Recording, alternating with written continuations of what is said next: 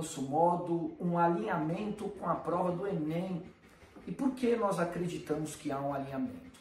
As questões de história da prova deste ano foram bem interpretativas e trouxeram assuntos variados, né? Tanto da frente de História do Brasil, quanto da frente de História Geral. Teve um assunto geral, né, de discussão sobre a história da América. Então nós identificamos que a prova foi muito progressista no sentido de debater esses assuntos de diversas maneiras. E também, Cacá e eu enxergamos que a prova trouxe a interdisciplinaridade, que é muito comum na prova da Unicamp, né, Cacá? É isso mesmo, viu? Deixa eu só acrescentar algo, Marcos, que é o seguinte: a Unicamp sendo Unicamp, isto é, a Unicamp trazendo à baila, trazendo à tona para discussão e reflexão temas e conteúdos muito importantes, como, por exemplo, tratar de grupos sociais marginalizados na história e na historiografia. Negros escravizados, indígenas, pobres, mulheres, periféricos, a Unicamp sendo Unicamp. Então, uma prova que eu achei, do meu ponto de vista, muito bem feita, mais uma vez, muito bem feita, é equilibrada, e o estudante que tem o conteúdo, aquele adquirido, aquele absorvido na sala de aula e nos seus estudos, mas que também traz um repertório pessoal, né? Aquela bagagem cultural, aquela capacidade e habilidade de interdisciplinarizar, de contextualizar, é o estudante que se deu muito bem e acertou todas. Então, turma, Cacá e eu aqui, a gente vai bater um papo sobre as questões de história, tá legal? Estamos aqui com a prova Q e Z, e a questão que aparece aqui para nós, a primeira questão de história é a questão de número 25, tá legal, turma? E, obviamente, a gente não vai ler o enunciado, mas a gente vai conversar de forma geral. A questão 25, ela traz um debate bem gostoso sobre a antiguidade clássica, né? Ela vai falar sobre o papel da mulher na cidade-estado de Atenas. Então, uma questão que vai discutir um revisionismo histórico, né? Uma questão de historiografia, né? O enunciado fala ali de um debate historiográfico, de um estudo que aparece a partir dos anos 2000, apontando ali o papel da mulher em Atenas. A gente já sabe que, do ponto de vista político, não só as mulheres, mas também os estrangeiros, assim como os escravizados, eles não participavam das decisões políticas, eles não eram incluídos como cidadãos, porque o conceito de cidadania está atrelado ali a homens maiores de 18 anos, filho de pai e mãe ateniense com posse, né? Legal? Esta questão em si, ela traz um assunto bem bacana, né, da historiografia, ou seja, tem um estudo historiográfico por trás ali, né? Então, o texto em si, ele vai destacar a atuação política das mulheres na polis grega, para além das instâncias formais de poder institucional. A questão, o enunciado, traz o fazer político, né, que não se limita a votar ou elaborar leis. Então, nesse sentido, o enunciado em si, que é um enunciado bem gostoso, né, de um tema bem interessante, né, da antiguidade clássica, ele traz essa discussão sobre o papel da mulher na cidade-estado de Atenas. E o comando da questão traz mais ou menos assim: tendo em vista seus conhecimentos sobre a Grécia Antiga e considerando o texto anterior, assinale a alternativa correta. As alternativas que Cacá e eu observou aqui, que são várias, aquela que se aproxima ali do gabarito, que não é oficial ainda, é extraoficial, a Unicamp ainda vai lançar o gabarito oficial. Na nossa percepção, a alternativa correta seria a alternativa D, que diz mais ou menos assim: novas pesquisas debatem os conceitos de cidadania, entre aspas, e de política, entre aspas, bem como a relação desses conceitos com as mulheres atenienses que poderiam ser definidas como cidadã. nesta resolução que nós fizemos, né, o fazer político não se limita a votar, e também não se limita necessariamente a elaborar leis, né? Então, o texto traz as mulheres participando ali do cotidiano da sociedade. Não é, Cacá? Posso comentar um pouquinho? Por gentileza. A Unicamp traz para o debate e para a discussão, inclusive oportunamente em sala de aula, o papel da cidadania ou do cidadão em Atenas Antiga. Então a cidadania, todos sabem, né? É masculina, é o ateniense. Bom, Marx já comentou. A mulher, ela não tem esse papel de cidadania política.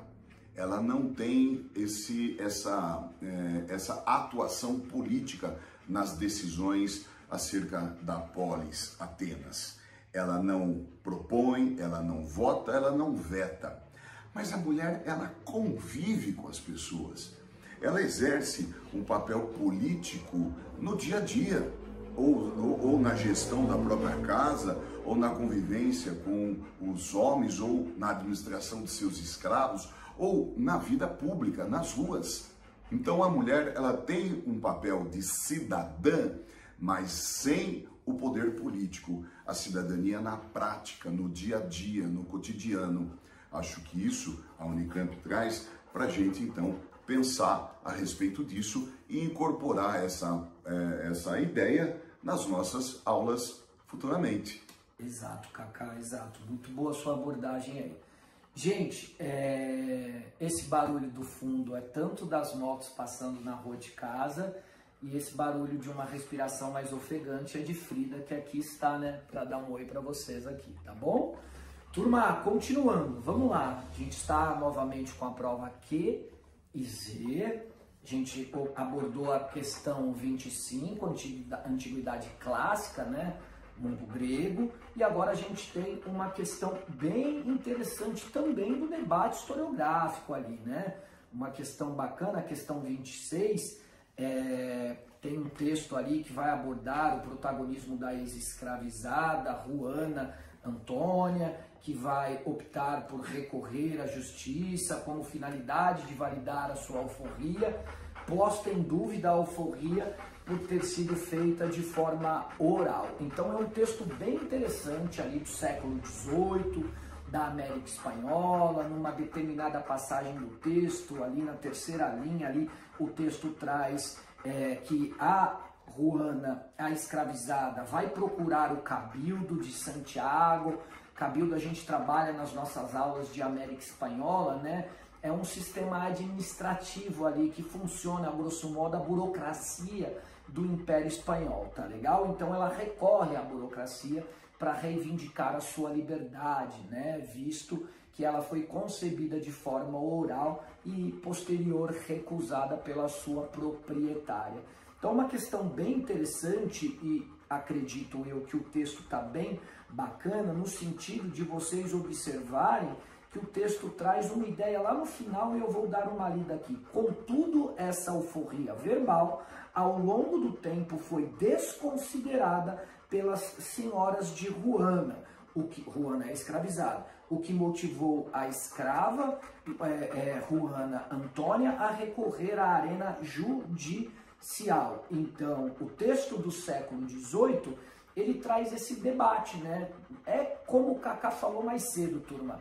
É a Unicamp se colocando ali para discutir esses povos que são invisibilizados à luz do tempo, né? Então, uma prova que debate o papel da escravizada, que debate o papel da mulher na antiguidade clássica, uma questão bem interessante aí, mas que é característico da Unicamp, né? E aí o comando da questão dizia assim, turma: tendo em vista seus conhecimentos sobre a América Espanhola, e considerando as informações presentes no texto sobre o caso de Juana Antônia Gomiciaga, assinale a alternativa correta, né? A nossa observação sobre as alternativas, né, usando o texto como referência, turma, a alternativa D diz assim: ó, os estudos sobre a escravidão têm demonstrado que muitos escravizados entre várias estratégias, articulam a luta pela liberdade na justiça. O texto está muito claro, né? Nesse sentido da escravizada ruana recorrer à justiça para obter a sua liberdade. Não é, Cacá? Olha, eu vou fazer uma ponte com a história do Brasil, claro, evidentemente com o período da escravidão no Brasil, a longa escravidão, desde o período colonial até o Império, tá? Olha, em vários momentos da história do Brasil, em várias circunstâncias e lugares, o escravizado ele vai buscar formas de resistência, isto é, maneiras para tentar fugir da condição de escravizado. São os quilombos, é o próprio suicídio, é a feitiçaria, ou então, como por exemplo, nessa narrativa dessa questão, por vias judiciais. Nesse caso, cito no século XIX, aqui no Brasil, uma das figuras mais sensacionais, sugiro até você mergulhar um pouquinho em sua biografia, é o Dr. Luiz Gama. É um negro e ele vai usar o seu ofício de advogado, de prático de advogado, que ele é um rábula, e usar a lei para então libertar mais de 500 escravos no Brasil. Isso junta com essa questão da Unicamp, muito boa questão.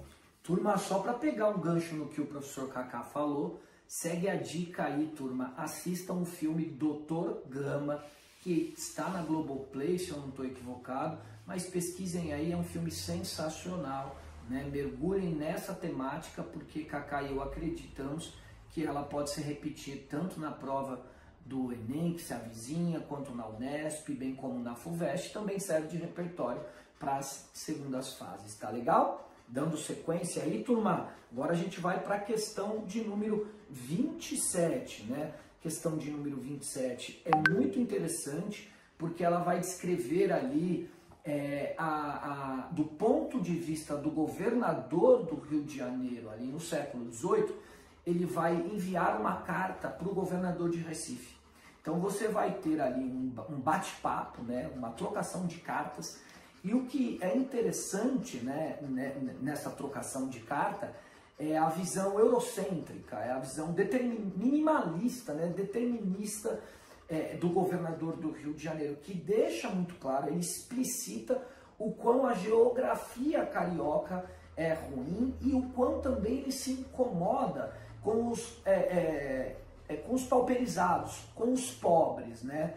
Então, rapidinho aqui, uma parte do texto que é muito interessante para chamar a atenção, ele vai dizer: acho estes povos sumamente pobres e, como não têm gêneros seus que lhes constituam ao menos um ramo certo de comércio, pouca esperança tenho de os pôr melhor nesta parte. E aí ele diz: em uma palavra, meu amigo, isto está um cadáver, se referindo ao Rio de Janeiro, porque no início do texto ele fala: a terra, Rio de Janeiro, continua ainda a parecer-me muito mal, é rodeada de serras inacessíveis, a maior parte delas são de uma rocha viva e de todas fazem uma vista sumamente desagradável. Então, uma questão muito interessante ali, que o Marquês de Lavrário, o governador carioca, que governa entre 1769 até meados de 1779, o Rio de Janeiro, né, ele envia a carta a Emanuel Cunha, está lá, turma, no final do texto, esses senhores, né?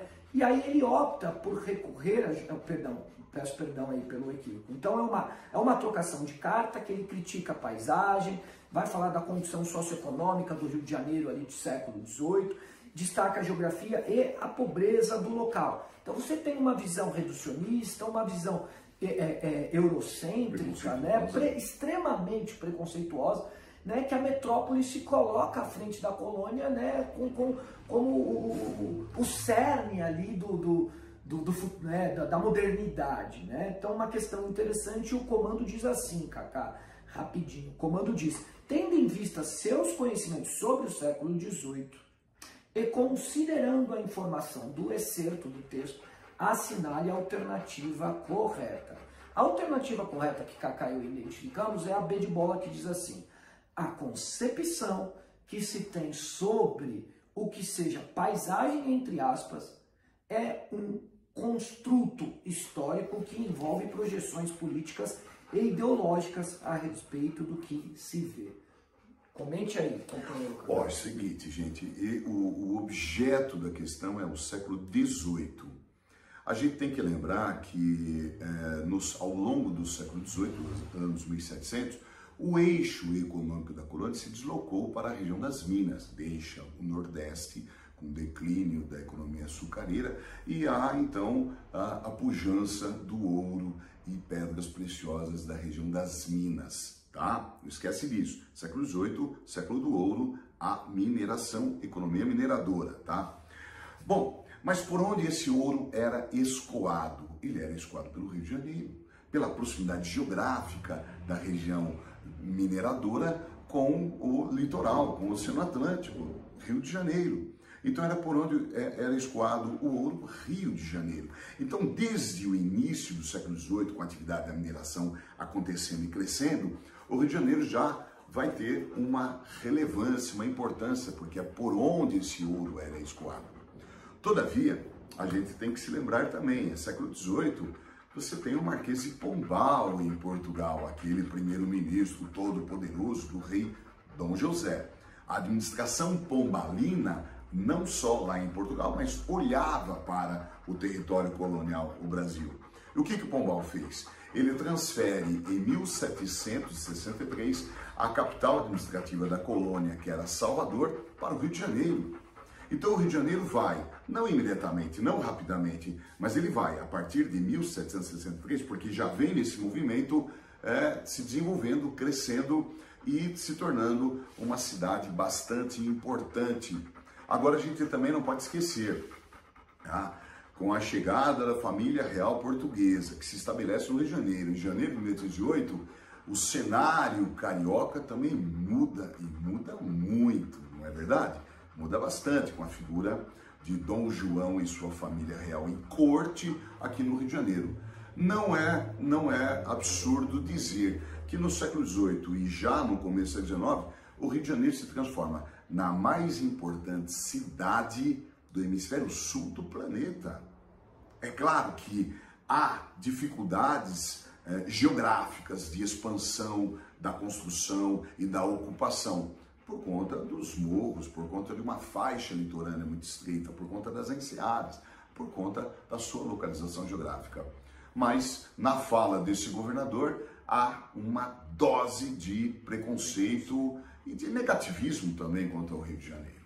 É isso. É isso, gente. Muito boa abordagem, Cacá. Obrigado. Próxima questão, turma, é a questão de número 28, uma questão muito bonita, turma. É uma questão que tem o 3 de maio de 1808, que está no Museu do Prado, em Madrid. É uma obra de nada mais, nada menos que Francisco Goya, né? Uma obra ali do século XIX, né? A obra em si é uma celebração de resistência dos espanhóis, à invasão bonapartista, as campanhas peninsulares ali, turma, de 1807 até meados de 1814, a obra traz vários elementos simbólicos, como, por exemplo, a figura central do rapaz ali de camisa branca, de braços levantados, em sinal de rendição. Parece-me até um Jesus crucificado ali. É uma obra de caráter expressionista que está no Museu do Prado. Então, turma, precisava-se esta questão que os candidatos e as candidatas conhecessem um pouquinho do autor em si, né, do pintor em si, mas ao mesmo tempo o que é legal aqui é que o comando traz a seguinte ideia: essa pintura histórica de Francisco Goya, que viveu entre 1746 a 1828, foi feita no início do século XIX, na Espanha, sobre a obra e seu contexto. Então, sobre a obra eu destaquei ali, né? O caráter do indivíduo que está no meio, ali no centro, de camisa brancas, de braços abertos, ali, um caráter bem cristão, católico, bem religioso. O Kaká vai trazer uma dose de comentário bem interessante aí. E aí ele pergunta sobre a obra e seu contexto. O contexto é a Guerra Napoleônica, turma. Napoleão Bonaparte sobe ao poder ali no Império a partir de 1804, né? E a partir de 1806 o Napoleão põe em prática o chamado bloqueio continental. Então é dentro desse contexto do bloqueio continental que assola as campanhas peninsulares, as guerras peninsulares, né? Napoleão vai ocupar a Espanha, destronar o rei espanhol Fernando VII. Kaká comentou mais cedo na questão anterior sobre a transferência da corte portuguesa. Dom João VI foi impactado, assim como a Espanha, pelas guerras napoleônicas, pelas campanhas peninsulares, né, tudo. Então o contexto é campanha peninsulares, guerras napoleônicas, e aí a gente tem, enquanto alternativa correta, né, não oficial, extraoficial, alternativa D, que traz assim, turma, a figura popular do espanhol de camisa branca é associada à representação de Cristo, com os braços e mãos abertos na cruz, com os braços e as mãos abertos. Na cruz, essa figura sublinha o terror da ocupação napoleônica, tá legal, turma? Então, uma obra clássica de Francisco Goya falando das campanhas peninsulares. Kaká? Deixa eu comentar rapidamente com vocês, viu? Olha, em primeiro lugar, alguém mandou uma mensagem para mim, não me recordo exatamente agora quem, falando dessa questão e dizendo assim, que acertou a questão porque foi assistir o filme Napoleão, que estava no cinema alguns meses atrás. Né? Eu achei interessante. Eu não assisti o filme e quero assistir. Tá? Não é tão legal, mas enfim, vale a pena assistir. A garota ficou feliz, empolgada com isso. Eu falei, que joia, que legal. Tá? Todavia, também deixo já uma sugestão de antemão, viu, vestibulandos? Vale muito a pena você dar um Google, imagens, e dar uma viajada nas gravuras, pinturas de Goya, porque sempre tem um ponto de vista político, social, religioso, revelador da época, tá? É sempre um registro histórico, um documento histórico, as pinturas de Goya, e boa parte delas estão expostas em Museu do Prado, em Madrid. Se não me falha a memória, tem alguma gravura de Goya aqui no MASP. Tenho quase certeza, tem, né? Tá. Tem. Mas eu queria falar o seguinte, a gente não pode esquecer que há aí um componente religioso, cristão, católico importante nesse quadro, tá? E a gente não pode esquecer que a monarquia espanhola, ela é católica. Ela tem vínculos e laços muito fortes com a Igreja Católica, com Roma. Não pode esquecer disso, né? A gente já chamou de monarquias católicas, essas da Península Ibérica, que é Portugal e Espanha.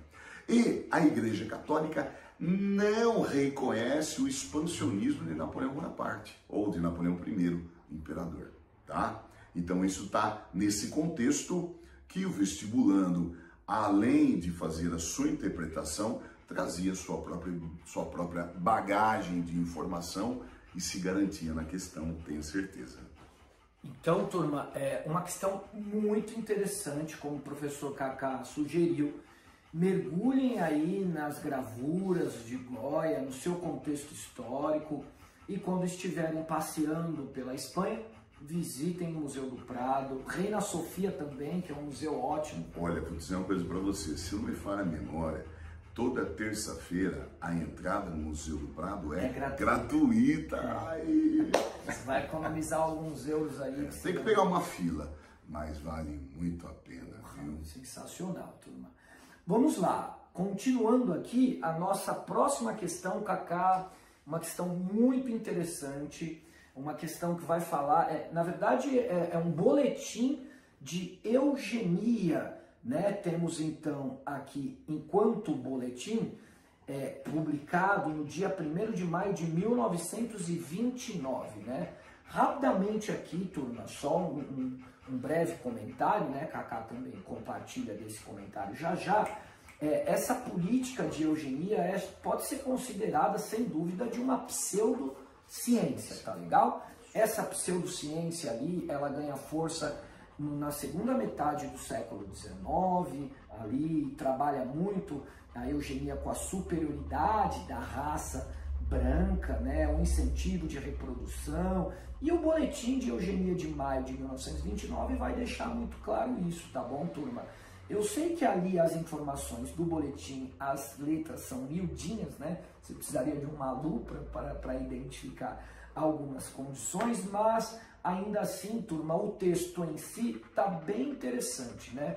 Rapidinho, turma, então a eugenia surge ali na segunda metade do século XIX, essa pseudociência, ali no contexto do imperialismo, darwinismo social, e ela vai respingar assim, muito forte aqui no Brasil, o Cacá vai comentar, primeira metade do século passado. Você tem ali Oliveira Viana, Gobeliel, né, uma forte discussão no início da República Velha sobre a política de embranquecimento, tá legal? Cacá vai dar uma pincelada para nós aí. Aí, turma, vale a pena ressaltar, depois de observar o texto, o que a gente tem ali no comando da questão, que ele fala, com base em seus conhecimentos sobre o ideário eugênico, essa política de embranquecimento, né, essa pseudociência, né, pautada na superioridade da raça branca, né, da raça ariana, que fica muito comum ali no Terceiro Reich alemão, a partir da sua ascensão de 34, voltando, com base em seus conhecimentos sobre o ideário eugênico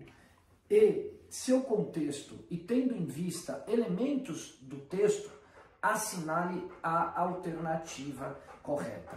Cacá e eu analisamos que a alternativa correta seria a alternativa A, que diz assim, turma, uma criança considerada saudável seria branca e oriunda de uma família numerosa, o que atestaria a pureza racial da família e a superioridade reprodutiva da mulher, Cacá. Nossa, é muito forte essa questão, né?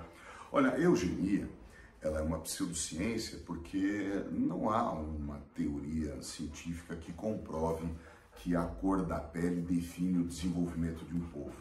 Não existe nenhuma comprovação disso, ou que características fisiológicas ou musculares ou da composição óssea ou craniana do indivíduo o define inferior ou superior, uma raça inferior, uma raça superior. É esse discurso eugênico.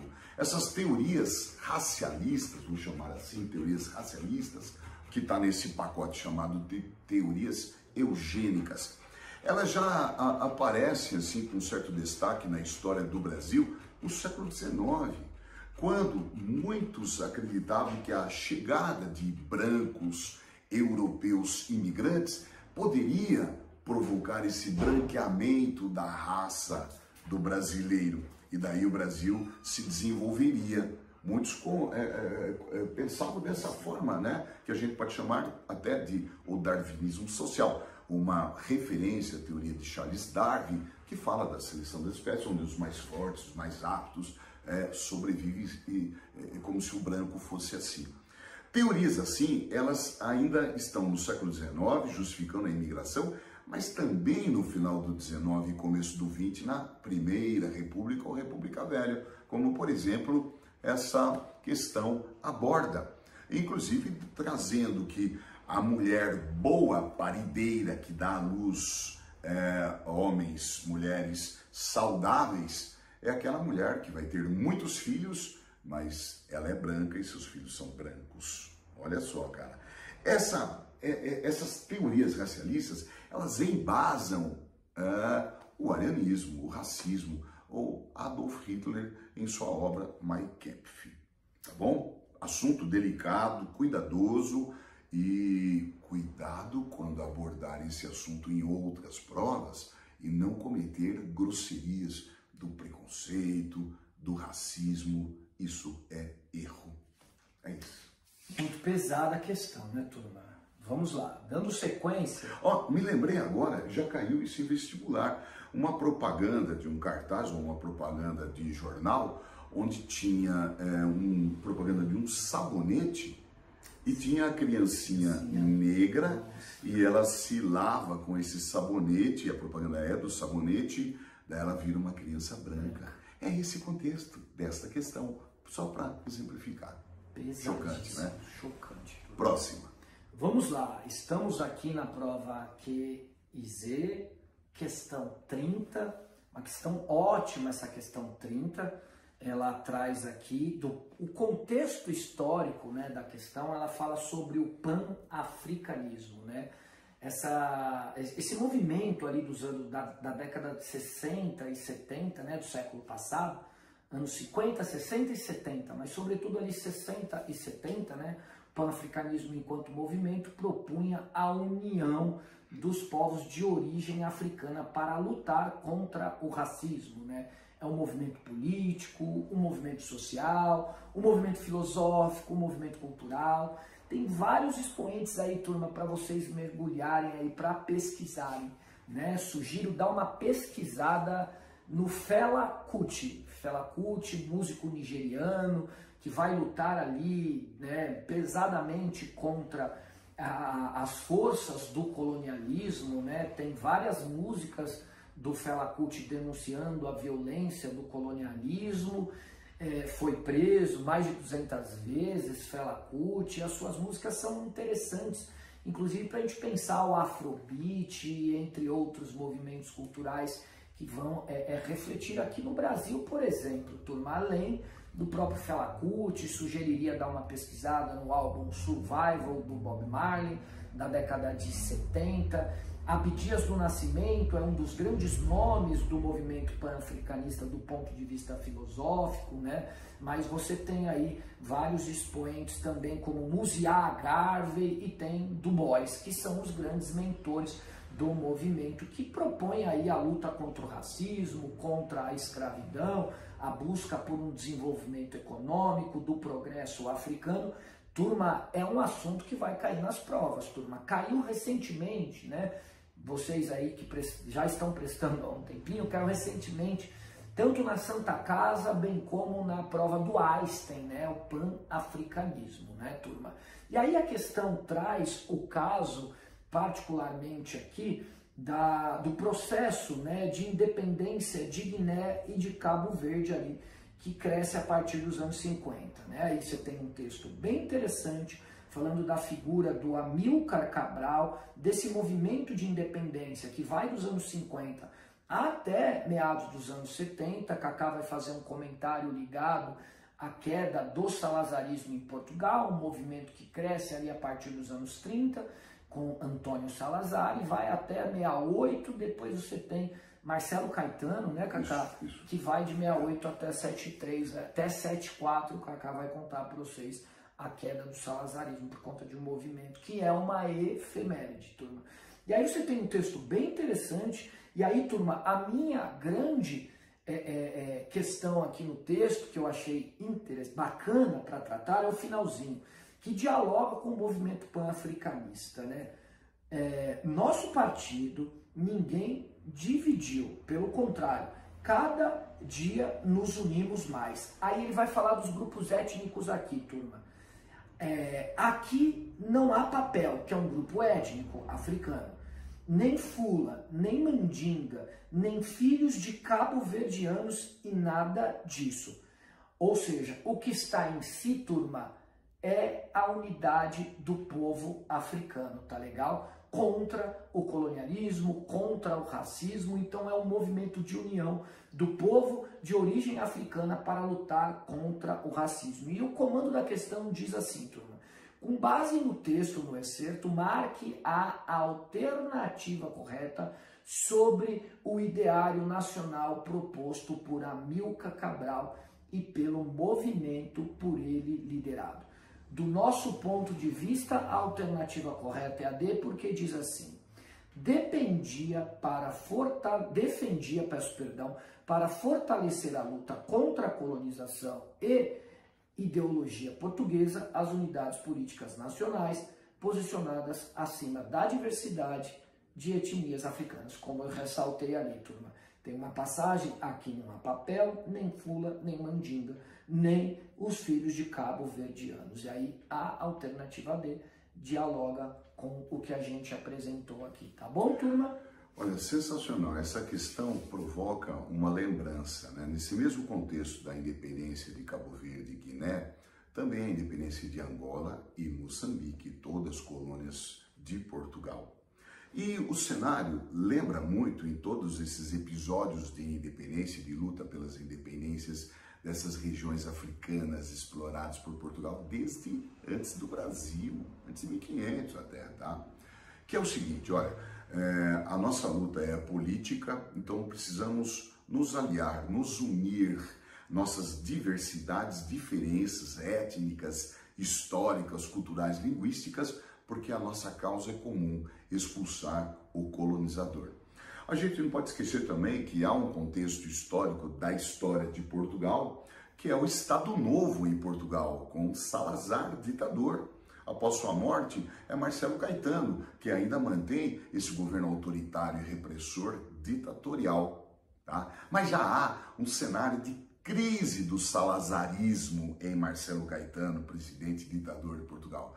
Uma crise que vem, então, trazendo à tona o desejo de liberdade e de democracia que contagia esses territórios coloniais, encorajando esses grupos que lutam com mais força, com mais garra, com mais energia pelas suas independências.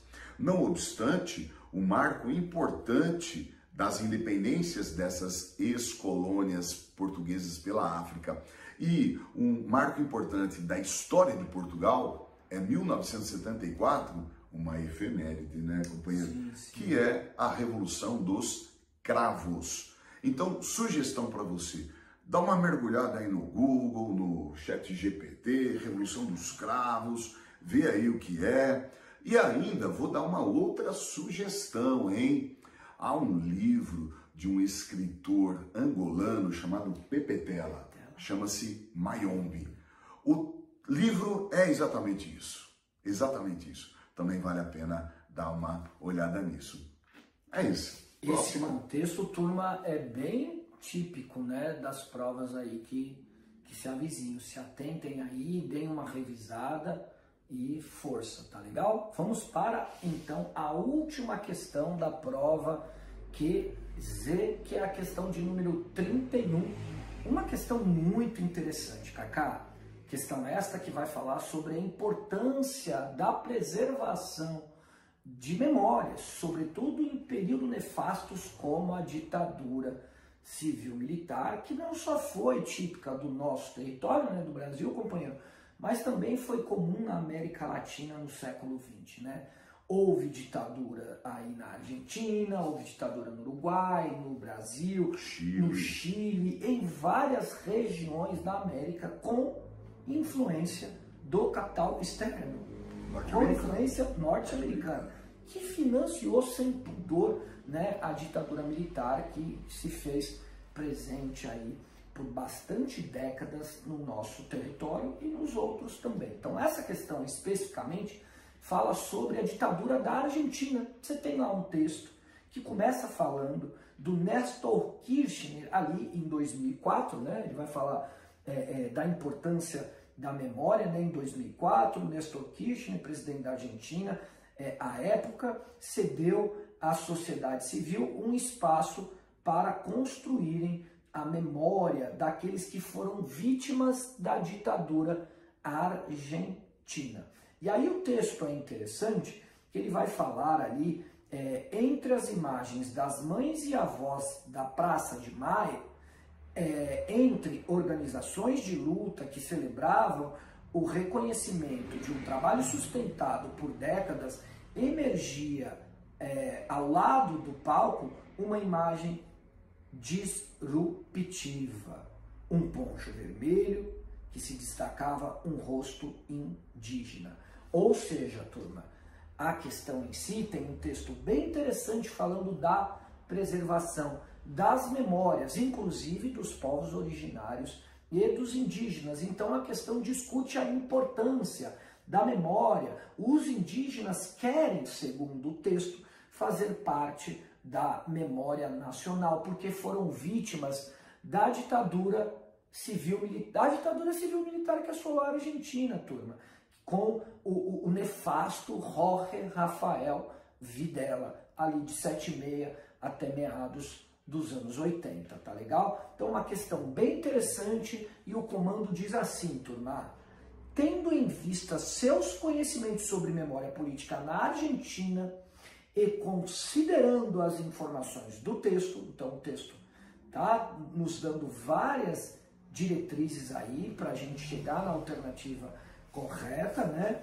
Aí ele pede: é correto afirmar, para nós a alternativa correta é a B de bola, que diz assim: os indígenas, ao incorporarem perspectivas marginalizadas, lembra da fala do Kaká no começo, turma, a Unicamp trabalha com vozes, né, com grupos marginalizados, tá aqui, turma, a prova o professor trouxe no começo, né? Os indígenas, ao incorporarem perspectivas marginalizadas, como as dos povos originários, querem fazer parte da construção do museu para a expansão da história nacional. Kaká?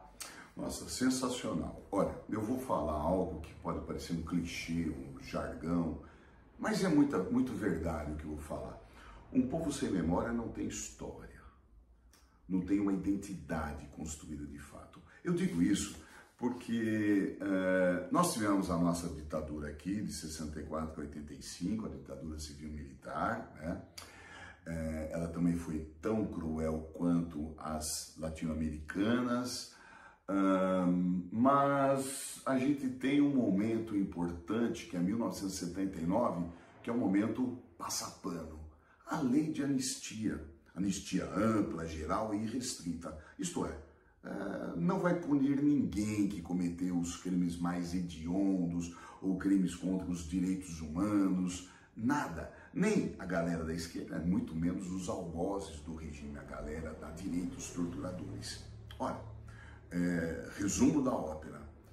Nós aqui no Brasil ainda não passamos a limpo essa história um tanto recente e um tanto difícil, né, a nossa ditadura aqui civil-militar. Não passamos a limpo. Os argentinos, e vale também para o Chile, vale também para o Uruguai, até o Paraguai, eles já encararam o seu passado, né? Não obstante, eu diria que a Alemanha também já passou a limpo o seu nazismo tão traumático e tão, né, terrível para a sua história.